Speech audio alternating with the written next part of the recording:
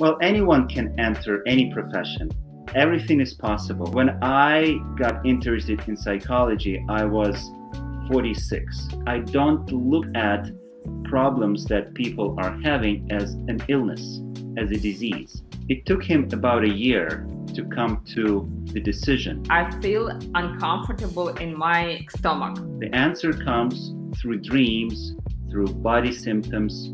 The problem I have is my stomach problems. Hi, my name is Daria and welcome to Introwise. From engineering to psychology. Could you manage it? Yes, everything is possible because today I have an inspirational talk with process-oriented psychologist.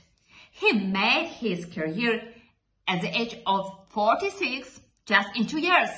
How could you do it? You will have answer to this question. And I would like to remind you that Introwise is all about inspiration, tech, and business. You could register in 3 minutes and just for free. Hi, Rulick. So it is a pleasure for me to talk with you.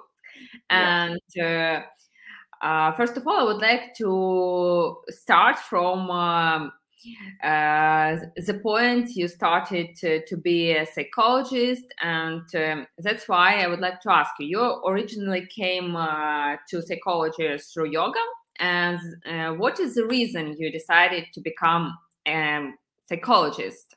Yes, happy to share. Originally I got interested in mind-body practices around 2005. When I was still a software engineer trying to find my way around San Francisco, and I got to practice yoga that introduced me to physical aspect of mind, body, spirit practices.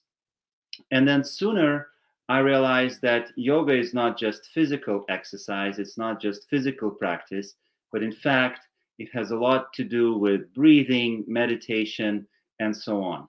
And that introduced me to other modalities like psychology.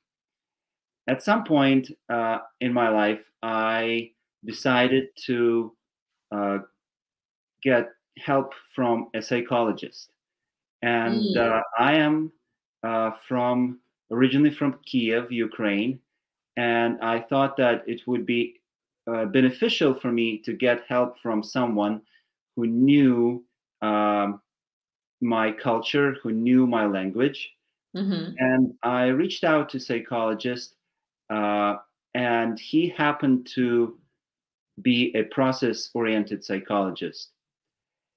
And after 5 or 6 sessions, I realized, wow, this is really interesting. This is really opening up a lot of amazing experiences and new insights about myself.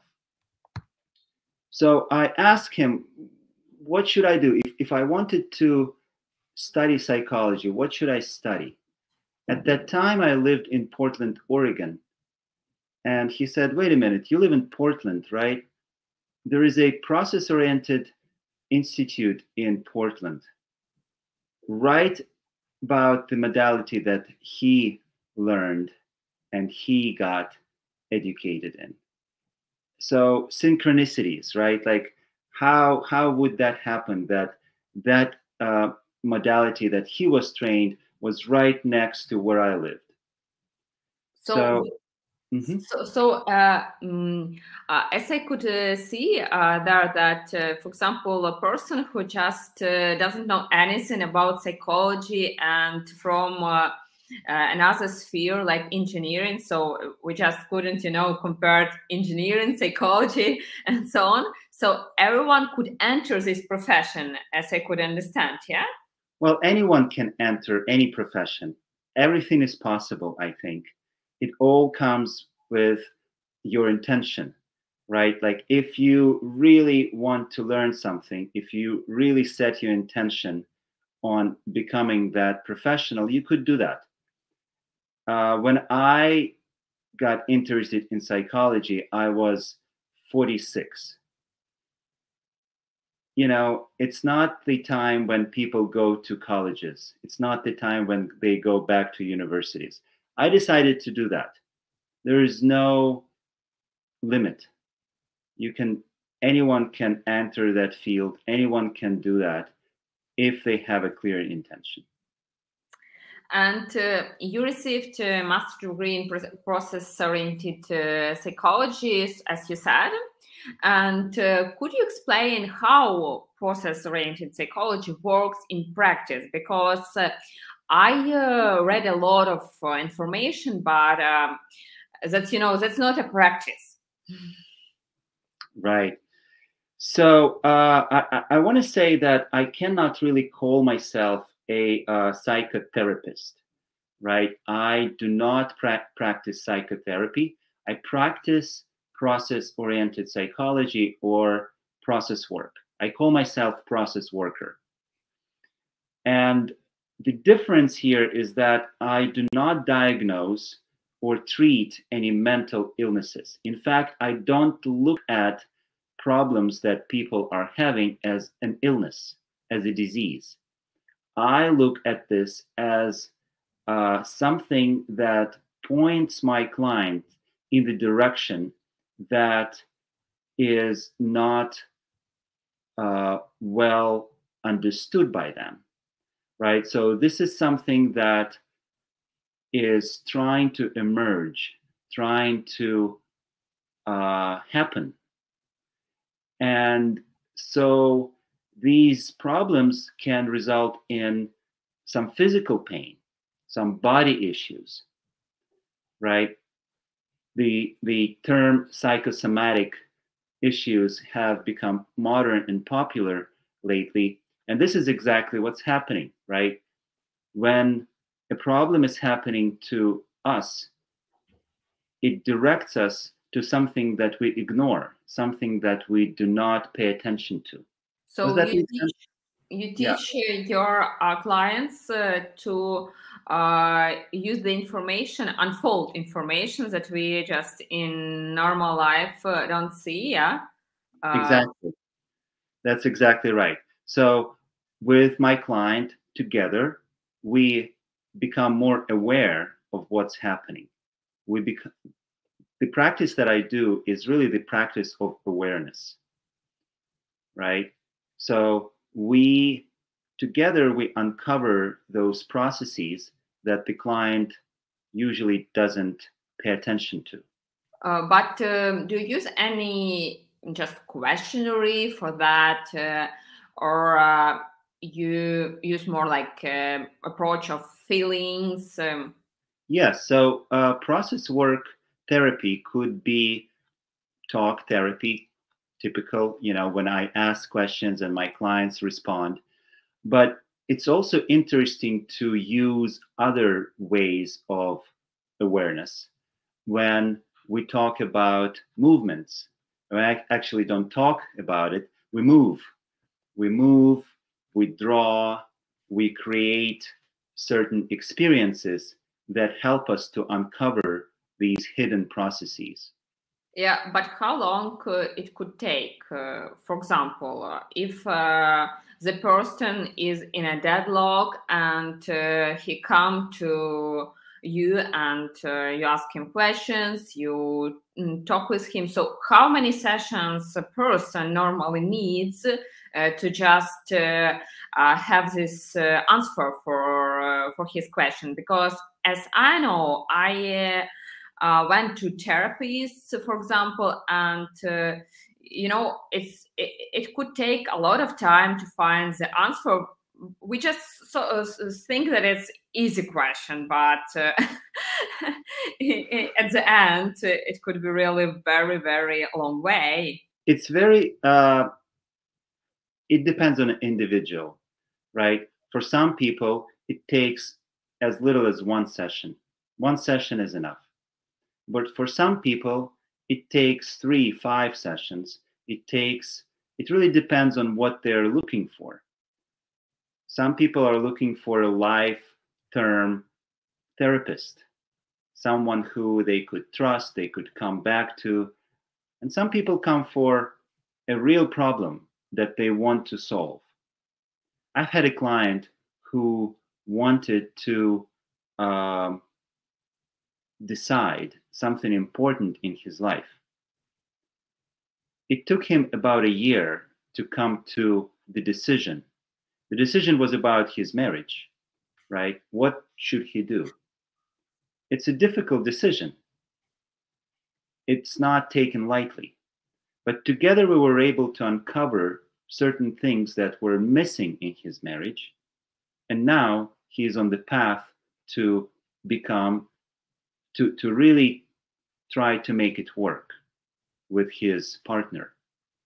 He realizes what he missed in his marriage, and now he is working on that with his partner. Yeah, but as there is a good quotation, you may be able to shape a lot of elements in your life, but however, you will never be able to master everything. So did you have an example, for example, from your practice when the client just couldn't,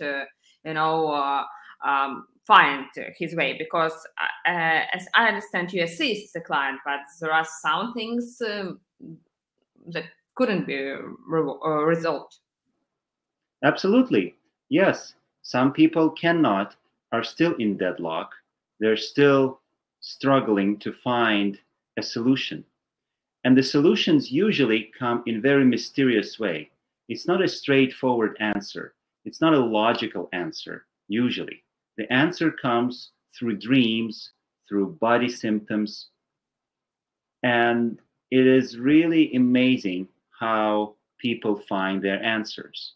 But could you just, for example, could we just try to, I don't know, maybe to have some questions to understand how it works? Because, for example, you said that for this mindance performers, it's like digestive system. So some things we are digest, but some are in us and we encounter it. And the same is with a lot of processes with our relationship and work situations. So could you just give me an example what methods you involve in your practice? Sure, let's try it. Why don't you think about a problem in your life that you would like to solve? I think a lot. First of all, for me, it depends on my mood. So sometimes I think I don't have any problems. Everything is perfect. But the problem I have, it's my stomach problems. I always have some, why I even took this, example with digestive system, that I have always problems with my digestive system in, indirect way. So I feel uncomfortable in my stomach very, very often. How, if you can remember that pain, could you show me how that pain looks? How does it feel? What kind of pain is that? Can you show it to me? I feel heaviness in my stomach, and sometimes it's a little pain, but it's not a strong pain, but it's always, just like a sign that it's, something not mine. And yes, that's a great example. So in that case, I would ask you to become very heavy, to really feel that heaviness and become that heavy object, and start with your stomach, and then really feel the heaviness around your whole body and become very, very heavy. And then we would try to understand what that heaviness means to you and how you can be more heavy. And what does that heaviness actually tell you? So I need to feel heaviness in my all my body, legs, arms. Yes, exactly. Yes, that pain tries to tell you something. It tries to, if you become that pain, if you become that heaviness, you will understand the message behind it. What answer I had just 1 minute ago, that for example, I should be more strong and more heavy, in the society. I got Yes. this answer from my Great. head. Great. How being heavy in the society look like? What would you need to do to become heavier in the society? So I should be more independent. There we go. Many clients of mine actually discovered that their physical problems go away once they facilitate their psychological problems. But how does the client's background influence the work? That's a really good question. Some people can be very easy to imagine, to go into these images and metaphors, but some people are very analytical. They're very logical. When I ask you about your pain and I ask you to become heavy, many people cannot even understand what I'm asking them to do. If we are talking about coaching at all, finding the right one can be daunting right now, because everywhere there are coaches. And you work with a great variety of clients, with couples, individuals, organizations. How do the clients get in touch with you usually? Usually it's the word of mouth. My clients recommend me to their friends, to people they know. People who like working with me, they recommend me to others. That's how I build my practice. So referrals. Referrals, exactly. Word of mouth, yeah. Yes, exactly. Referrals. Some people go on Yelp, they find me, they see good reviews, and then they choose to work with me. But what about website? How do you think does website work well, or it's just like profile for you and that's all? I tend to think about websites as a profile, just as something where people who already know me or heard about me, they can go and read more about me.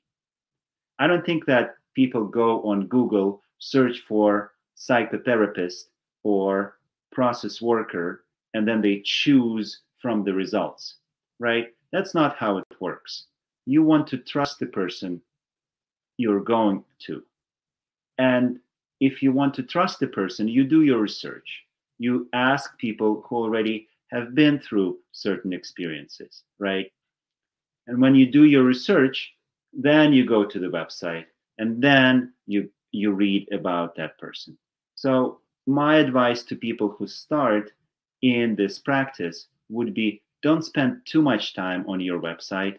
Really spend more time on practicing what you love. Yeah, but what would you recommend for just beginners who just want to enter this professional and start similar practice on the first stage? Turning back to your past experience, you mentioned it. What would you advise to do at the start and not to do? I would say first thing is to really choose the modality that speaks to you. Like in my case, I really liked working with my therapist, and that's how I fell in love with process work. I would tell people, go and try different things. See what speaks to you. See what you love. Then go and take a couple of workshops. Take a couple of seminars. Find the teacher who is really good, who you can really have good relationship with, and follow that teacher. If it's a university, go to that university. If it's an individual, go to that individual, take their classes, and then practice, practice, practice, and practice. It could be very scary in the beginning to go and have a session with someone. I was scared, but now I'm less scared. Every time I help people, I understand that this is needed. I understand that I bring value to their life. But if you are scared and you just enter the class where you will have the consultation, coaching session, how do you deal with it? Look what you're scared about. Really, especially in this field, a lot of people go into coaching, into psychology to understand their own patterns, their own psychology. So this is a great opportunity to work on yourself. If you're scared walking into the class, ask yourself, what are you scared about? Have that session with your psychologist about why are you scared in the class. Work on your own problems first. So, and what are the essential things to work at? What else we could mention? The most important thing is to get in touch with yourself and get in touch with your clients. Really see if you can relate to people who come to your session. Can you really feel what they are going through? That's the most important. If, for example, you mentioned some things that you're just you teach yourself how to be, as I understood, yes, the better version of yourself, and it takes a whole life when we are researching our I don't know. Things about ourselves, yeah, but what challenges you face in your practice in everyday life, and how do you get from them? Yeah, there are many challenges, right? Like there could be challenges around how to find clients. There could be challenges about how to build your practice. The one that you mentioned is that, yes, we work on ourselves. We continue working on ourselves all our lives. And I don't think that there's going to be a point when I stop working on myself. I will continue taking workshops, classes. I'm a beginner. I want to look at myself as a beginner, as always a beginner. I'm learning new things. How broad is this market of psychology of process-oriented approach? It's a really big market. And especially now, I think with people going through a lot of hardship and challenges in the world, there are a lot of psychological challenges that people face. So I think it's an ever-growing market. This need is going to increase in the future. So you told a lot that you learn many things from your clients and you just become better through that. So could you just give me an example how it works? For example, what feature did you just grow in yourself, or maybe you have another example? Sure. You mean how my clients influence me, how I learned from them? Yeah. So, Yeah. I mean, for example, what feature of your character, I don't know, maybe what your problem you resolve through the practice with your clients? Sure. One thing that comes to mind is patience. right? Naturally, we sometimes are impatient. We want the results to happen immediately. We want to see them. But through this work, I realized that if you let things unfold by themselves, things will come to you. Many times I see in my clients struggling, trying to get the results as soon as possible. But if they actually step back and they let things unfold and they can see things clearly, the results come. So, and now I would like to have you some short questions, if you don't mind. Sure. So, yeah. So I will ask you short questions and you will answer shortly them. So, what is your best business advice? Trust yourself. What about the time management advice from you? Work in the mornings. Oh, great. How did you find your first client? Ask around your friends and family. Do they need any help? Perfect. So thank you very much, Rulick, for this interview. It was amazing, really very, I don't know how to say, it's really interesting to know more about you. Thank you so much for this opportunity.